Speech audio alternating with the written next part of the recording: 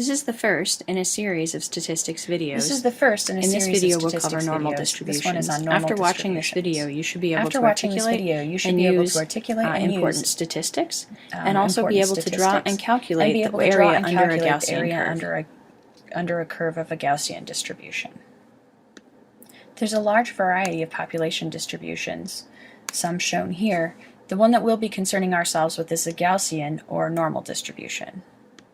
A normal or Gaussian distribution can also be called normal curvasaurus. We can use this curve to extrapolate on from a small number of measurements what we expect to see in a population. A Gaussian distribution can be described by the equation shown on this slide. You can also see an example of a normal distribution fit to a Gaussian curve, and that two populations with the same mean can have different standard deviations and thus different curve widths. The Gaussian curve can actually be several different shapes, and the mean here is the center of the curve, and the standard deviation indicates the width of the curve. So as the number of measurements, so we're going to use x bar for mean and little s for standard deviation, and here are the equations to calculate them.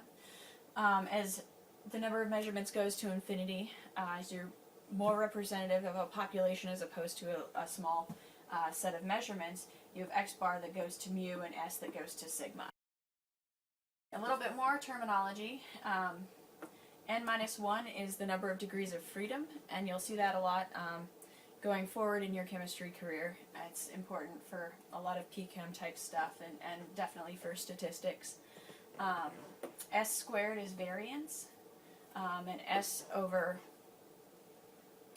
so that's the standard deviation squared is variance, and S, the standard deviation over the mean times 100% is the relative standard deviation, or the coefficient of variance. You can divide the area under a Gaussian curve vertically and then calculate the area that's in that little slice that you're taking, and so there's a couple of different slices shown here.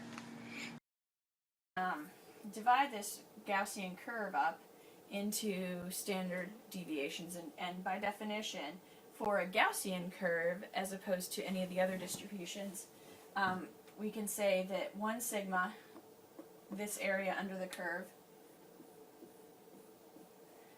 is equal to 68.3% of the area under the curve. 2 sigma is 95.5%, and 3 sigma is 99.7%. So if someone says that, man, you're really like 2 standard deviations out, that means that you're pretty far from the mean. That's one of the things I like to say when I think people are. You calculate the area in this whatever slice of the curve that you're interested in using a table that can be found in your textbook. Try the following couple of problems using the table that's in your book.